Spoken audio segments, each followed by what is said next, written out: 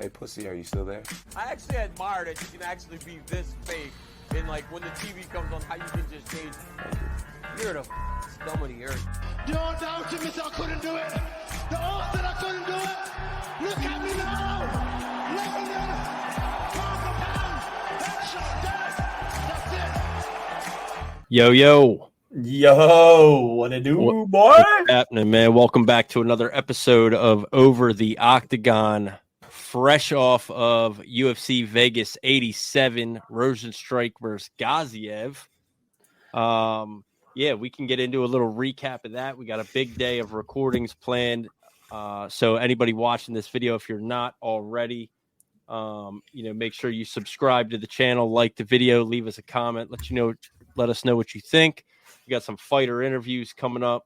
And then, as always, UFC 299 next Saturday has all the makings to be just an absolute classic, a banger, prelims, everything about it. So very excited about that. But yeah, let's talk about UFC Vegas 87. Let's recap that a little bit. For anybody that didn't watch or that did watch, let us know your thoughts in the comments. But the thing that stuck out to me the most, man, we had a bunch of undefeated fighters on this card. Couple of them lost their zeros, right? Just one. Basharat as well. Basharat on the prelims. Oh, yep. Okay. Yep, okay. The Afghanistan fighter Basharat lost the decision to Ayman Zahabi. And then your main event, Rosenstrike beat Gaziev. Now, Gaziev had a lot of hype coming into this, was the favorite. Like Gaziev made of gassed out. Yeah, I think he gassed out, brother. And I've never seen – no, I shouldn't say I've never seen it. I definitely have seen it. I didn't expect him to quit in the corner. Yeah, well, based on, because obviously I was gone all day yesterday, so I was kind of like keeping up the best I could. Mm-hmm. And then I came home and rewatched a lot of it, but he was trying to say like he couldn't see, like, yeah, which, I mean, sure, but like he showed no effort to like try. He quit. He quit. So in the he corner. essentially quit. Exactly. Yeah, he quit in the corner. Really disappointing, and I think a sobering and humbling moment for him. Rosenstrike is the 12th ranked heavyweight. No. Heavyweight's not a super deep division. I mean, I guess if you, it's not a super deep division of like dominant heavyweights. Like it's not a very talented division at all. Yeah. No. So it's a lot of guys who have heavy hands who are just big dudes that can bang. Right. And then any fight could go either way. You don't have many Tom Aspinalls or John Joneses or Cyril Gons in the heavyweight division. Yeah. So right. So if you can't, my point in even saying that is if you're quitting in the corner against the number 12th ranked guy, man, I think it's gonna be tough moving forward. For Gaziev, and I think he got big time fraud check. So if we're looking at fraud checks, with we brought out a couple weeks ago, I mean this is one of the biggest ones right here. That's definitely is taking that zero off of someone, especially. I mean, and it puts Rosenstrike back into the top, the top 10 next fight conversation, which. He was there for a while and kind of moved back after losing a couple. So, absolutely, and I'm not going to go down all of these unless you really want to. Bro, but I think, let's see. We had Muhammad Makayev win a decision against Alex Perez. He remains undefeated. Really close decision. I think there was even a round given to Perez. I mean, I agree. Yep. And Makayev really was just like spam shooting takedown, spam, but like wasn't landing them.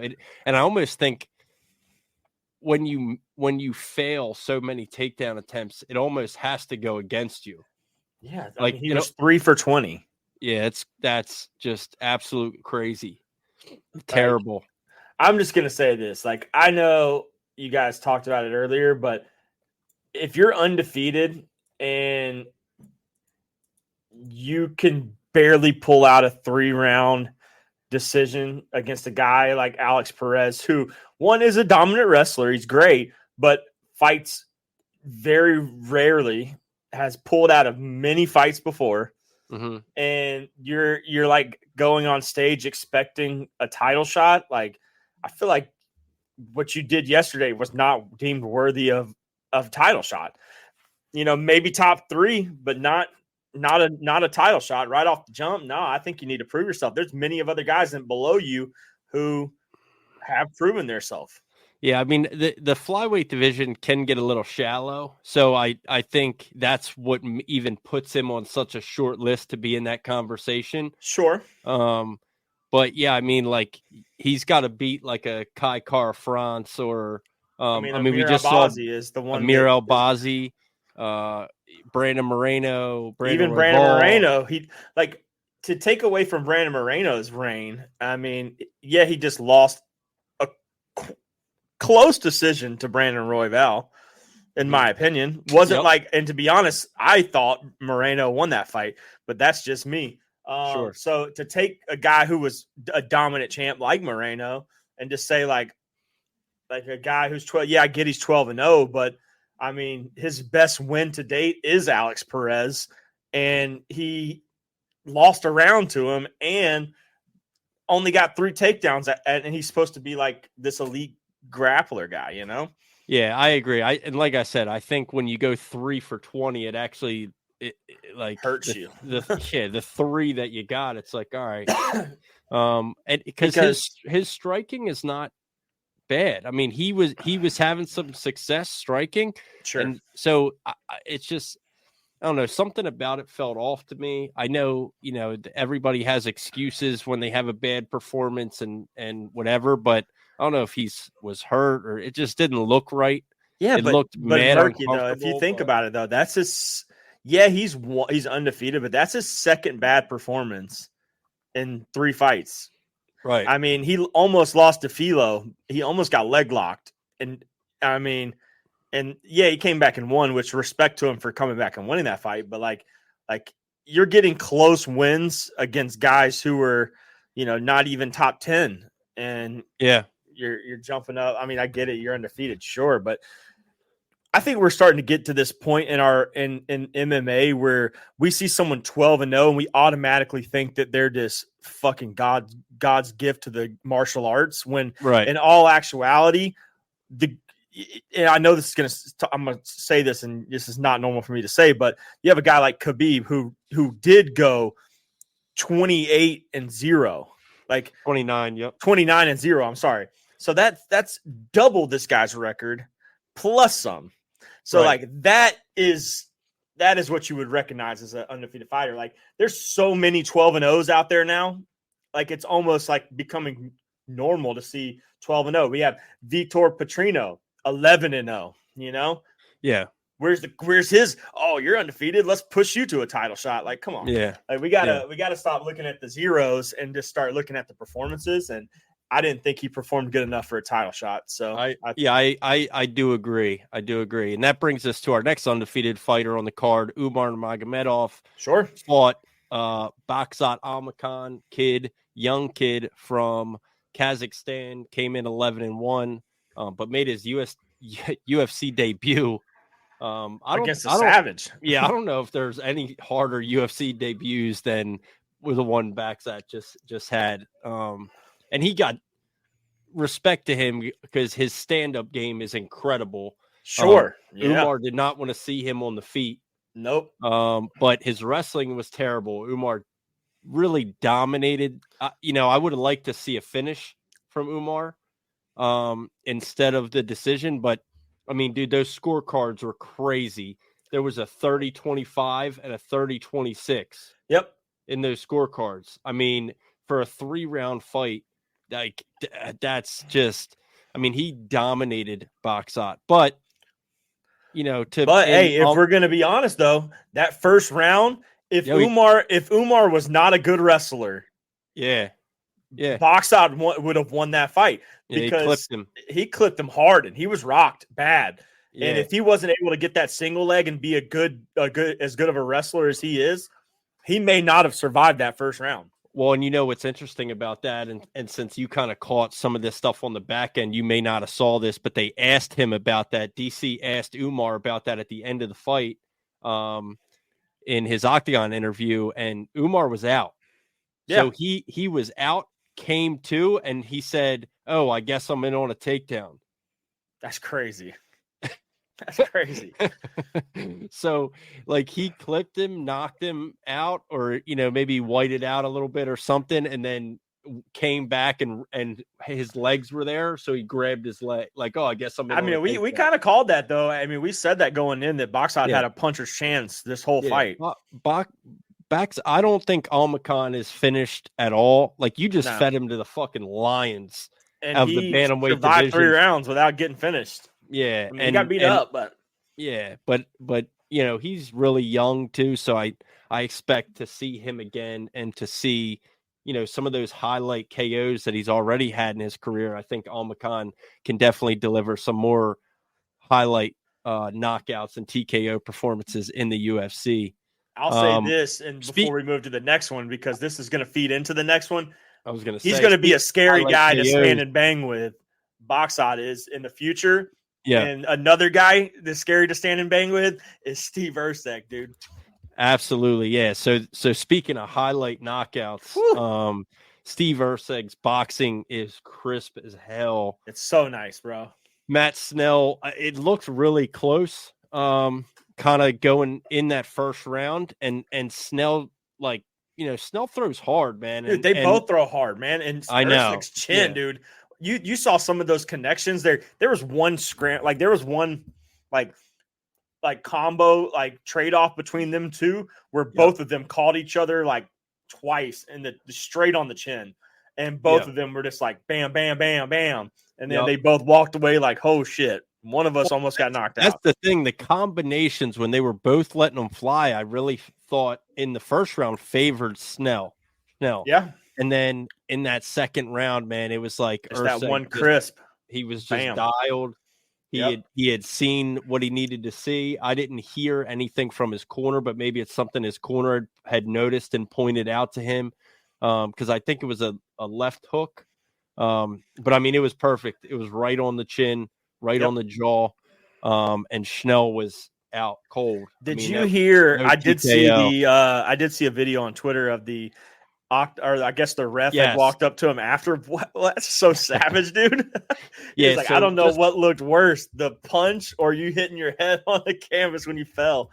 Like, damn, dude, that's savage. So for anybody watching the video that doesn't know what Dirty Bird's talking about, the referee of that fight went up to Matt Schnell after the fight and said that to him. I don't know what was worse, that or your head hitting the canvas. Yeah.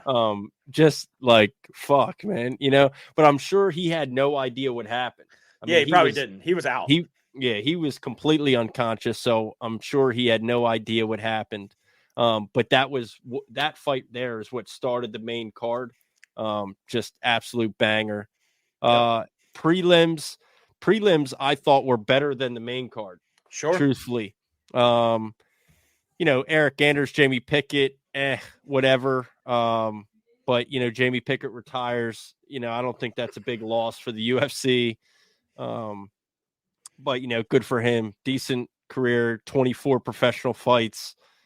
Winning record. Not much of one, but a winning record. I mean, when you get fed to Bo Nickel on his his run, and then you lose to Eric Anders.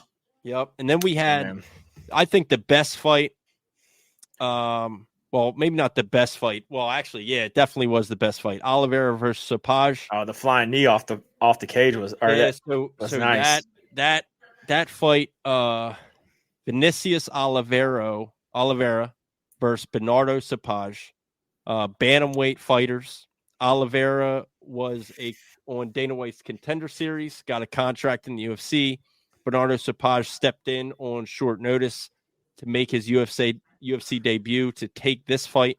And it was an absolute war through 3 rounds. And that third round, Oliveira was just a fresher fighter. He beat up Sapaj's leg crazy. They had to carry him out of the octagon before they could even announce the decision. Yeah. His coaches carried him out. He couldn't walk.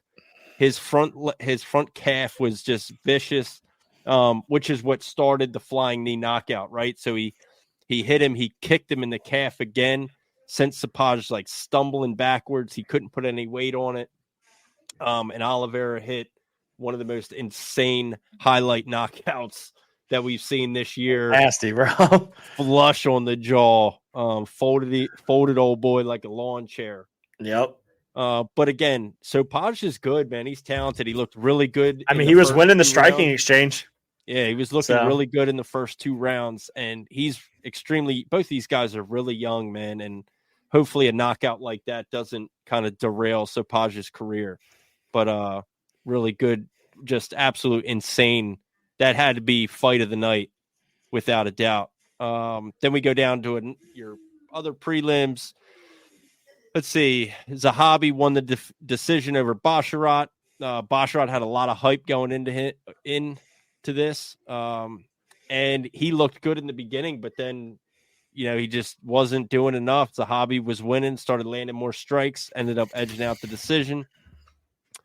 CLD, Christian Leroy Duncan. This dude is massive. Yeah. At middleweight, brother. He's an English fighter. He, I believe, trains with the middleweight champion of the world. And so now, he gets Claudio Ribeiro. Same thing, kind of really technical, really kind of close matchup in the first round. And then CLD just put him away in round 2. Dominant, looked amazing. He has a very bright future ahead of him also at 10-1. But I mean, and then, you had Abdul Karim El Sawadi got knocked out by Radzahabov. No way I'm saying that right. Radzhabov. And Ludovic Klein knockout over AJ Cunningham. AJ Cunningham was just way overmatched in this fight. I agree with that. But I mean, we started the prelims off with 3 knockouts. There was 4 out of the 6 fights on the prelims were knockouts. We're about to finish. Yep. So it begs the question that we brought up on Twitter this week, and I don't want to get too deep into it because we're running out of time, but is it better for the UFC to put these cards together that maybe seem less attractive to your casual fan base, and have less of them and then stack more quality fights later? Or is it better to just have more fights, more cards, more fights, more people getting seen? And I think, if anything, the prelims alone on this showed us that the more fight nights and the more Saturdays we get to watch UFC, the more entertaining and the better it'll be. Yeah, I will never change my stance on that. We've seen it time and time again. Where we think a card is going to be trash. Oh, this sucks. Look at this. This is stupid. And then you end up just seeing ridiculous knockouts and highlights. So, I mean, it's just people wanting to see big names. That's it's simple as that. I mean, if you want to watch martial arts and fighting, I understand when people are like, well, why don't you just watch the other organizations? The other organizations aren't on every fucking Saturday or every week like the UFC is. One FC's on. We watch that on Fridays, and then we get UFC on Saturdays. It's like, why would anyone want less? I don't know. I can't figure that out. It doesn't make sense to me. If you think that the UFC should do less events and shouldn't have these fights like they had last night, leave us a comment and tell us we're fucking idiots on that one too. And tell us why, because I can't for the life of me figure out why you would want to have less of these fights. Exactly. You had so many amazing fights. I don't know why you would want to see less of it. No one wants to go back to 2000 when we had 7 events a year. No. The more the better, man. The more opportunity to showcase fighters. For sure.